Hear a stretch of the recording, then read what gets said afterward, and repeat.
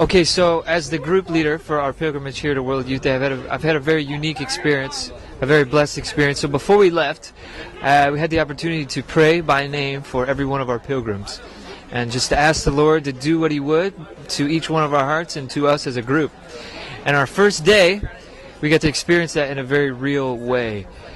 So from about 4 o'clock until about 1 a.m., we kind of fell into the madness of all that is World Youth Day, and I just want to share kind of a personal experience that I had. I was able to go pick up some pertinent information and materials for our group.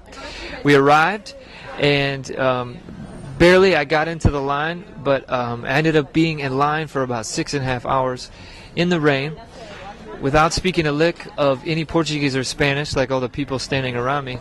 And for about the first hour and a half, I had to really struggle with the suffering that I felt like the Lord was giving me at the time, and I had to make a decision. I had to make a decision to live joyfully, and a decision to accept this as a gift from our Lord, to share in His suffering so that He could break me down to raise me up as the group leader.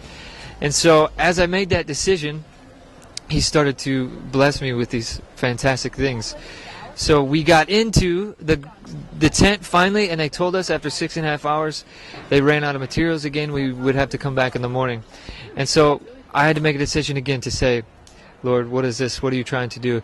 And about 4 hours leading up to that, I met some of the most amazing people from Argentina, from Brazil, and they adopted me as their American friend. They're sharing tea with me, sharing food with me, buying me drinks, adopting me, bringing me, speaking the language so that I could go places, and had a really great experience of an Argentinian teenager who was a volunteer. I had to go to the bathroom. She said, come with me, and she took my hand and walked me to the bathroom. And at first I fought it, but then I just let that happen.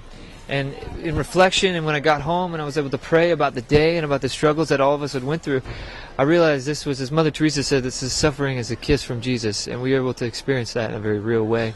And we just thank God for what I was able to experience.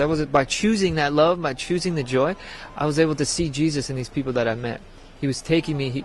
I was praying for an opportunity to be able to speak my language, and 4 people came out of nowhere. I was praying somebody to show me why we were there, and this woman came and took my hand and showed me why we were there. And so the Lord is here. He has broken us down and made us ready for what He is going to do with us. And as I was going to bed praying my rosary, I had a vision of Our Lady. I had an opportunity to see Our Lady as she does, as she speaks to people. She's praying with all of us, rejoicing that we're able to be with her and sing songs to her and to love her Son, and we're able to do that today. And what a beautiful experience. And I can't wait to see what these next couple days have in store, and what the repercussions to our communities when we get back to the church. So the thing I think I most enjoyed about this World Youth Day is meeting people from other countries and seeing like how they get to live their faith and how they have to struggle to live their faith.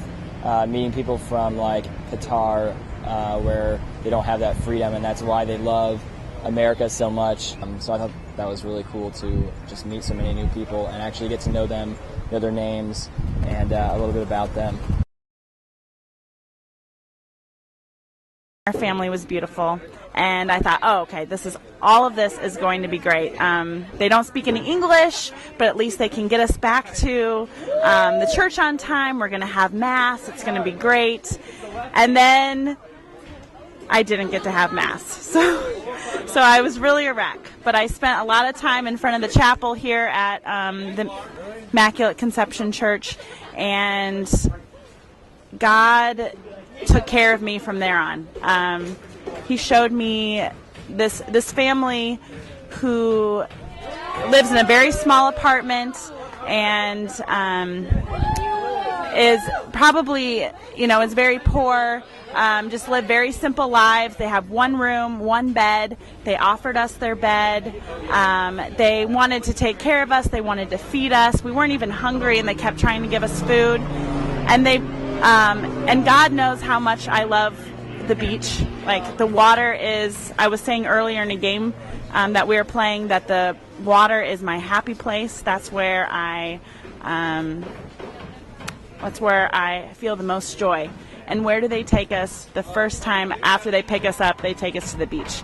They take us to the beach, they let us see the water, and then I don't know how God knows everything, but he gave me a coconut. They gave us a coconut to drink out of. And how did he know that would bring me so much joy? So I drank out of a coconut. They showed me the beach. They fed us. They gave us their bed. And what I had told the group earlier is I've never experienced what I guess this is the best. I guess this is the best expression of love from people who have nothing and give everything. I'm used to people who have lots of money, they give to charities and everything, and it seems normal. Of course, God bless them, they should give. But the people who have nothing still wanted to give their hearts, give their home. It was great. So when I came into town yesterday, I was looking for the statue of Christ the Redeemer as we drove, and I could kind of see it just a little bit through the clouds, and it was really far away, and I just felt like it wasn't as epic as I imagined it should be and could have been. And then I realized after we had met this great host family we were placed with and how much love they had for us, that this whole experience isn't about seeing some stone replica of our Lord, but it's really encountering our Lord through the people that we meet and knowing his love better there.